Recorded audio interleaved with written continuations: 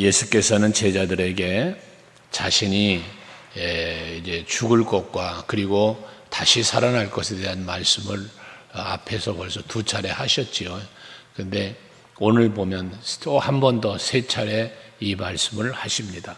이제 예루살렘으로 돌아가시는 것은 바로 이 귀한 십자가의 사명을 감당하기 위하여 나아가는 길인데, 이제 그때 예루살렘으로 올라가실 때에 17절에 보면 12 제자를 따로 데리시고 라는 말씀을 합니다.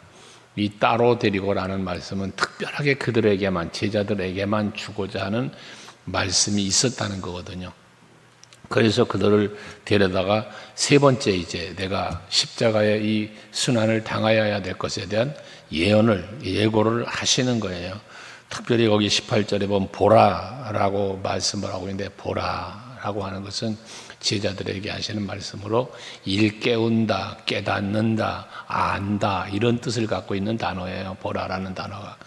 그러니까 너희들 이제 깨달아라, 좀 알아라 라는 말씀을 하는 거예요. 그러면서 이어진 말씀이 이제 인자가 대제사장과 서기관들에게 넘겨지니 그들이 죽이기로 결의를 하고 이방인에게 넘겨준다.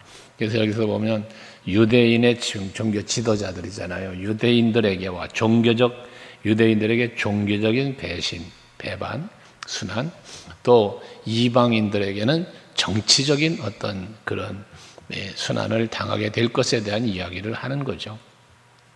그러면서 그 순환에 대하여 말씀하시기를 19절에 조롱하고 채찍질하고 십자가에 못 박게 할 것이나 그래요. 그러니까 당하는 고난이 얼마나 큰 고난인지를 말씀하시는 거잖아요. 특별히 십자가에 죽는다는 것은 당시에 제자들도 알고 있는 상황이죠. 십자가의 죽음은 아주 사악한, 완악한 그런 죄수들을 죽이는 사형틀이었잖아요. 십자가에 죽는다는 게. 예수님이 그렇게 죽으신다는 거예요. 그러니까 얼마나 큰 고난을 당할 것이며 죽임을 당할 것인가를 말씀하신 거죠. 그러면서 3일에는 다시 살아날 것이다라고 하는 이 순환과 죽음 그리고 부활을 제자들에게 다시 한번 말씀해 준 거예요.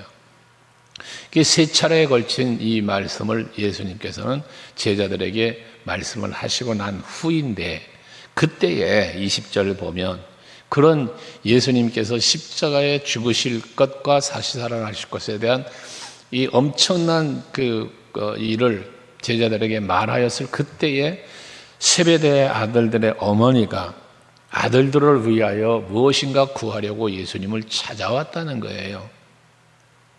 이 세베대의 아들의 어머니는 뒤에 나오지만 야고보와 요한의 어머니인데, 이 살로메라고도 하는 이름을 또 다른 성경에 보면 기록하고 있는데, 이렇게 아들을 위한 구함이 있어 오니까 예수님이 무엇을 구하냐라고 물으니, 거기 보면 주의 나라가 임하게 될 때에 21절에 그러잖아요. 주의 나라에서 여기서 말하는 주의 나라는 어떤 나라입니까? 이 살로메가 바라는 주의 나라는 지상 왕국을 말하는 거예요. 지금 로마의 통치를 받고 어려움 속에 있는 이스라엘을 예수님이라면 회복시킬 것 같단 말이에요.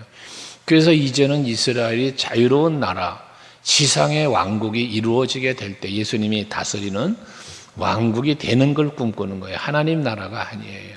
천국을 지금 바라보는 주의 나라라고 말하는 이 살로메가 말하는 주의 나라는 하나님의 나라가 아니라 지상 왕국을 말한단 말이에요.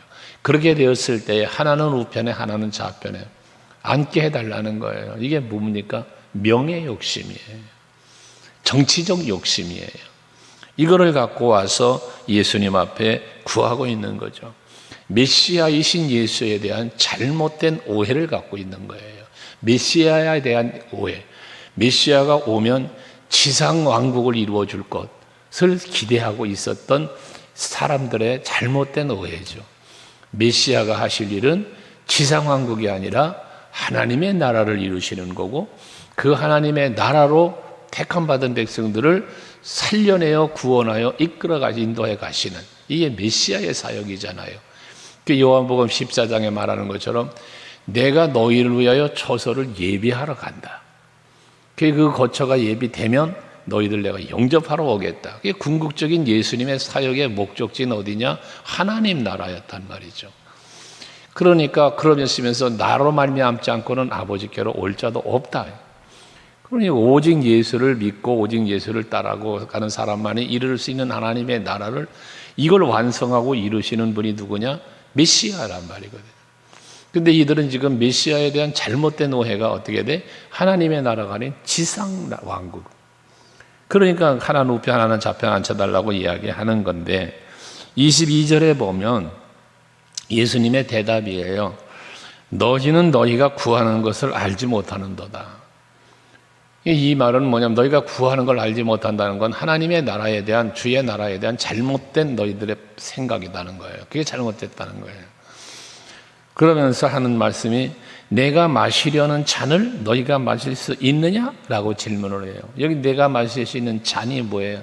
이게 십자가의 잔이잖아요. 겟세마네 동산에서 예수께서 그 십자가의 죽음을 앞에 놓고 기도하실 때에 아버지여 이 잔을 그러잖아요. 이 잔을 내게서 피할 수 있으면 피하게 해달라고. 그게 십자가 죽음의 잔이란 말이에요. 근데 내 원대로 마시고 아버지 원대로 하시옵소서 하시면서 예수님은 그 잔을 마신 거죠. 십자가에 죽으신 거예요. 그러니까 지금 저들에게 질문하는 게 그거예요. 내가 마시는 이 잔, 내가 마셔야 하는 이 잔, 십자가의 잔이거든요. 너희들도 그거 마실 수 있겠어? 라는 질문이거든요. 그랬더니 22절 마지막에 그들이 말하되 할 수 있나이다 라고 대답을 한 거예요. 여기서 말하는 그들은 이 야고보와 요한이거든요. 세베대 아들. 이들이 할 수 있습니다 라고 용감하게 대답을 했죠. 이들이 생각하는 이 잔은 무슨 잔이었겠어요? 십자가의 순환의 잔이 아닌 왕이 되어 다스리는 무슨 잔치하는 잔을 생각했겠죠. 그러니까 마실 수 있습니다라고 자신 있게 대답을 했던 것이죠. 그러니까 왕이 마시는 잔 나도 마실 수 있죠. 지상의 왕국이 이루어졌는데 거기서 기뻐하며 승리의 잔을 나누는데 지금 로마 통치에 있던 이런 상황에서 이제 이 물리치고 이기고 승리하고 그 승리의 계가를 이루며 나누는 그 잔 얼마든지 마실 수 있죠. 그러니까 마실 수 있나이다라고 대답을 했단 말이에요. 그랬더니 예수께서 말씀하시기를 23절에 너희가 과연 내 잔을 마시려니 와. 그래 맞다. 너희가 내 잔을 마실 거다. 이 말은 뭐예요? 내가 십자가에 죽임을 당하고 순환을 당하는 것처럼 너희도 순환 당할 거예요. 너희도 죽임을 당할 것이라는 이야기예요. 그러시면서 그러나 내 좌우편에 앉는 것, 하나는 우편에 하나는 좌편에 앉게 해달라고 했는데 그 내 좌우편에 앉는 것은 내가 주는 것이 아니라 내 아버지께서 누구를 위하여 예비하셨든지 그들이 얻을 것이다 라고 말씀을 하잖아요. 예수님의 잔, 죽음의 잔, 고난의 잔을 마실 건데 좌우편에 앉는 것은 내가 할 일이 아니다. 하늘에 계신 아버지가 하실 건데 거기 그런 말이 있잖아요. 아버지가 할 건데 아버지께서 누구를 위하여 예비하셨든지 그들이 얻을 것이다 라는 말씀을 해요. 그러면 누군가를 위하여는 보좌 우편에 좌편에 앉을 사람을 하나님은 예비하신다는 거잖아요. 누군가는 그 자리에 앉히신다는 거잖아요. 이것이 야고보와 요한이 될 수도 있겠고 아니면 뭐 베드로가 될 수도 있겠고 누군가가 될 수 있겠죠. 아니면 여러분이 될 수도 있으시겠죠. 그러나 그것은 아버지의 역할이다. 내가 할 일이 아니다라는 사실을 말씀해 주고 있는 거예요. 예수님의 이 말씀처럼 또 야고보와 요한이 대답했던 것처럼 역사의 기록에 보면 사도들 중에 제1번 첫 번째로 순교당한 사도가 야고보 사도죠. 야고보 사도가 제1번으로 순교를 당해요. 예수님이 마셨던 그 순환의 잔, 그것을 바로 이 순교의 잔이죠. 야고보가 마시게 됩니다. 제일 먼저 순교를 당하게 되죠. 어쨌든 순교를 당하던 아버지의 뜻을 이루며 살아가는 사람이 얻는 것이 바로 하늘나라의 상급이고 면류관이다. 근데 그것은 반드시 누가 주느냐? 아버지께서 주신다. 여러분들을 살피고 계시고 여러분들을 보호하고 복 주시고 은혜 베푸시고 인도하고 계시는 이가 여호와신데 그 앞에 서는 날에 여러분들의 아름다운 신앙, 여러분이 마셔야 할 그 잔을 마시는 자에게 주어지시는 하나님의 은혜와 상급과 면류관이라는 사실을 우리는 알아야 되는 거예요. 그래서 예수께서 제자들을 늘 가르치시면서 말씀하시는 거 아닙니까? 나를 따라오려면 자기 부인해야 돼. 자기 십자가를 져야 돼. 라는 거예요. 그 십자가를 지는 자들에게 그 잔을 마신 자니까 그게 그들에게 주시는 상급이 있다는 거예요. 면류관이 있다는 거예요. 부호자의 자리가 있다는 거거든요. 이 사실을 깨달았던 바울은 내게 주어진 이 사명을 감당하는 일에는 생명조차 귀하게 여기지 아니했다라는 거잖아요. 그러니까 그도 순교를 당하기까지 오직 예수, 복음을 전하는 일을 이방 나라에 가서까지 전하다가 순교를 당하는 거 아닙니까? 바울과 함께 했던 많은 동역자들도 마찬가지 아니겠어요? 그 하나님의 일을 이루어가는 바울과 마음을 같이 하고 동역을 하는데 이건 바울이라는 사람과의 동역이 아니라 지금 바울이 하는 일이 복음을 위하여 예수를 위하여 하나님의 나라를 위하여 하는 일인 것을 배우고 깨달았던 그들이 믿음으로 따랐으니 결과적으로는 그들도 그 수많은 박해를 당하며 주님의 일을 감당했던 동역했던 그들도 반드시 그에 합당한 그들의 십자가를 진 거니까 그들의 합당한 은혜와 복이 있을 것이라는 거예요. 그런 의미에서 오늘을 살고 있는 저와 여러분 모두도 마찬가지예요. 내가 감당해야 할 사명, 내가 지어야 할 십자가, 오늘 말씀에 비유한다면 내가 마셔야 할 잔을 세상에서 즐기는 쾌락의 잔, 승리의 잔, 기쁨의 잔이 아니라 하나님의 나라에서 받을 만한 그 상급을 바라보며 헌신하고 봉사하고 희생하는 그 고난의 잔, 이것을 마실 수 있는 여러분들이 되시자는 겁니다. 이와 같은 예수님과 저들의 대화를 들었던 열 제자들이 듣고는 그 얘기를 듣고는 24절에 보면 두 형제에 대하여 분이 여기거늘 그럽니다. 두 제자도 그랬듯이 열 제자는 왜 그들의 대화 속에 그걸 분이 여깁니까? 왜 화를 냅니까? 그들에게도 동일하게 뭐가 있어요? 명예욕이 있어요. 그 욕심 때문에 욕심의 노예가 되어 있는 저들은 버리질 못하는 거예요, 그 욕심을. 그러니까 야고보 사도가 말하는 거 아니에요. 욕심이 잉태한 즉 죄를 낳고 죄가 장성한 즉 사망을 낳느니라. 욕심은 우리가 버려야 할 것 중에 으뜸이 되는 거예요, 버림이에요. 욕심과 교만. 이 명예욕도 욕심이면 뭡니까? 교만한 거죠. 이걸 버려야 되는 거예요. 그것이 바로 내가 버려야 될 우선순위적인 것이에요. 욕심 때문에 망하고 교만 때문에 망하는 거거든요. 그러니 예수께서 저들이 그 분이 여기는 걸 보면서 여기 보면 25절에도 제자들을 불러다가 이르되 그랬어요. 많은 사람들 앞에서가 아니라 조용히 제자들을 따로 불러다가 저들에게 이야기를 하는 거예요. 그들을 임으로 주관하고 그 고관들이 그들에게 권세를 부리는 줄을 너희가 알거니와 이방인의 집권자들이 그랬다는 거예요. 그러니까 세상의 권세자들의 어떤 폭거, 세상의 권세자들의 어떤 교만과 강압적인 이러한 저들의 행위를 예수님 말씀하는 거거든요. 그 세상에 너희들이 지금 바라는 건 세상 권세인데 하나는 우편 하나는 좌편을 말하고 있는 것, 그걸 또 분이 여기는 것, 이 모든 것들은 지금 이들이 원하는 권세는 무슨 권세? 세상 권세란 말이에요. 그러니까 예수님은 너희들이 구하고 있는 이 세상 권세, 그 권세자들이 하는 일이 뭐냐? 그걸 25절에 말하는 거예요. 임으로 주관하고 또 그들에게 권세를 부리는 줄을 너희가 알거니와 그러잖아요. 이들이 임으로 주관한다, 권세를 부린다라고 하는 이 주관과 권세는 폭거예요, 폭거. 그래서 저들의 권세를 가진 교만, 그리고 저들이 가지고 있는 어떤 힘을 가지고 강압적으로 백성들을 다스렸던 모습을 말하는 거거든요. 세상 권세는 이런 거야. 그러나 너희들은 뭐예요? 26절.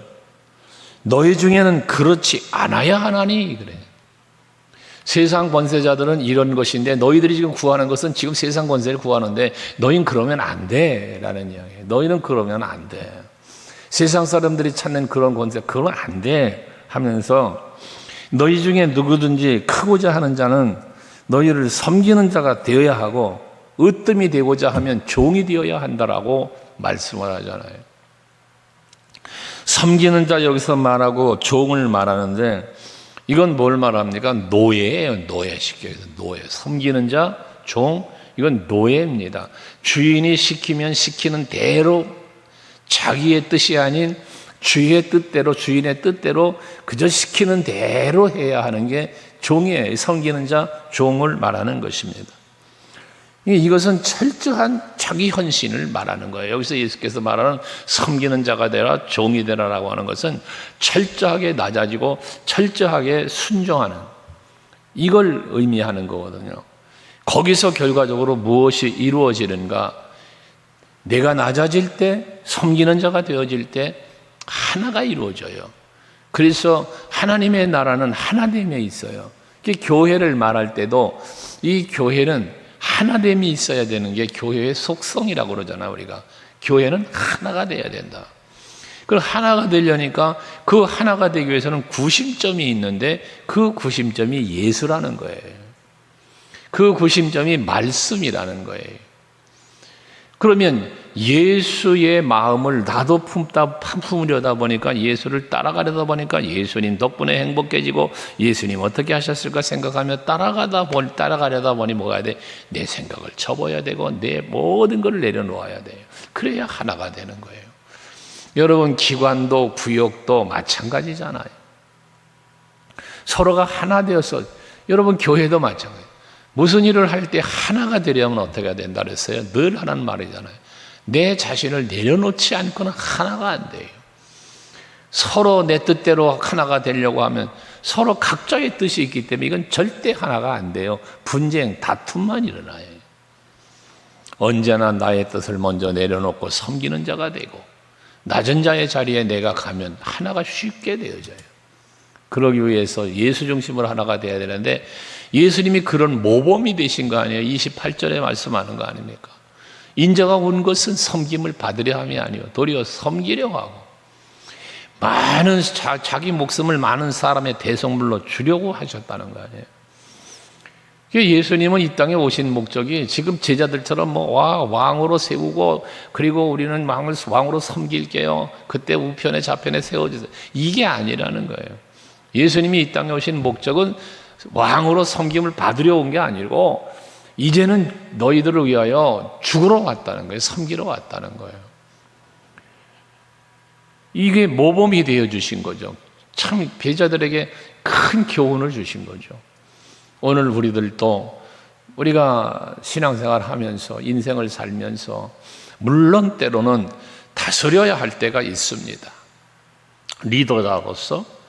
그러나 많은 부분 그 다스림이라는 것을 하나의 어떤 권세와 명예와 이런 것으로 보지 말고 낮아짐에 섬김에 그래서 누군가를 세워주는 그래서 그리스도의 몸된 교회를 세워가는 나는 뭐하고 낮아지고 나는 섬기는 자가 되어 이런 모습이 예수님을 닮는 모습이라는 거예요. 그게 바울은 말하는 거 아니야. 너희 안에 이 마음을 품어라.